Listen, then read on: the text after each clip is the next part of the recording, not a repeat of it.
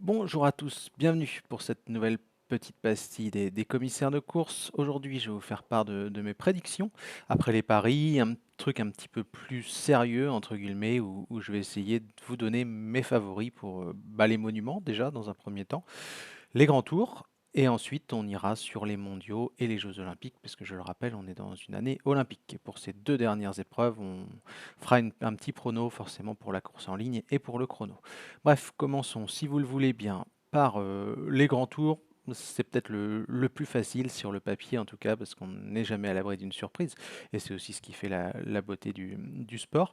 Le Giro, Tadej Pogacar, je vais pas être original, vu la start list et sauf incident, je le vois quand même 3 jambes au-dessus de la concurrence. Donc pour le Tour d'Italie, je dirais Tadej Pogacar en vainqueur. Ensuite, attaquons-nous au Tour de France.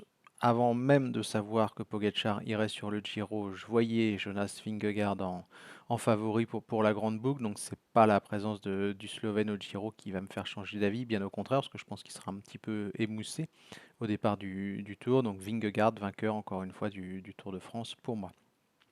Pour la Vuelta, je pense aussi que le Danois a une revanche à prendre. Il a laissé la victoire à Sepp Kuss l'an passé et à mon avis, il va vouloir réaliser le doublé cette année en 2024. Donc je vois Jonas Vingegaard remporter la Vuelta dans la foulée du Tour de France. Les monuments, Milan-San Remo pour débuter, le plus incertain forcément des grandes classiques de la saison, la plus incertaine parce que tout joue un petit peu dans le Poggio. Je vais tenter un Jasper Philipsen. Je pense qu'il est capable de s'accrocher très fort dans le Poggio et ensuite d'aller régler ses adversaires sur la Via Roma. Donc je dirais, même si c'est le plus dur, le pari le plus compliqué, en tout cas, Jasper Philipsen pour Milan-San Remo. Le Tour des Flandres, Pogacar ne sera pas là. J'ai envie de dire Mathieu Van Der Poel. Mathieu Van Der Poel, je pense que c'est une course parfaite pour lui, où son explosivité peut faire parler ou jouer en sa faveur. Donc je dirais euh, Mathieu Van Der Poel pour le Tour des Flandres. Concernant Paris-Roubaix, je vais tenter Wout van Aert. Wout van Aert, ça fait quand même un paquet de temps qu'il tourne autour des grandes classiques. Il est souvent deuxième, troisième, pas très loin de la gagne, mais rarement victorieux.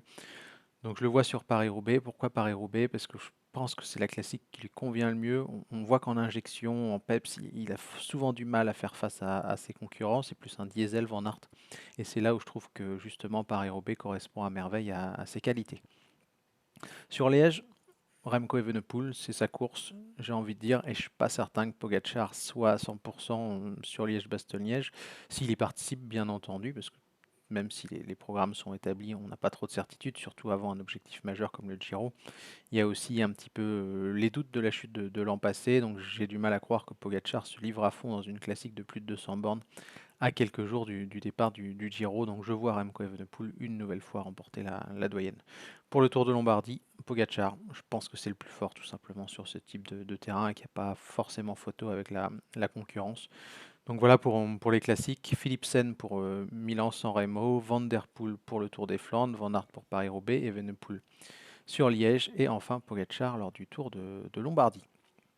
Attaquons-nous désormais, si vous le voulez bien, aux Jeux Olympiques. Alors, c'est peut-être la course la plus dure à prévoir de l'année parce que les équipes seront vachement limitées, le parcours est pas difficile. Mais sur un circuit comme ça, qui peut ressembler peut-être à ce qu'on a vu à Glasgow avec beaucoup de relances, je dirais Mathieu Van Der Poel pour être sacré champion olympique. C'est difficile, hein, j'avoue que c'est peut-être le plus complexe, après encore plus que Milan-San Remo, mais je dirais Van Der Poel. Sur le chrono, Joshua Tarling, je le sens très très fort depuis l'an passé. Je le vois aussi faire le doublé d'ailleurs, remporter le chrono des mondiaux et celui des Jeux olympiques. Donc Tarling pour les deux chronos.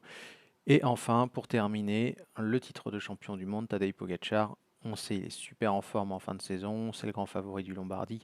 Et vu le parcours de Zurich, je pense aussi que Tadej Pogacar sera champion du monde. Donc voilà pour mes petits pronos pour la saison 2024. N'hésitez pas, comme je disais, à donner les vôtres en commentaire. Bonne journée, ciao.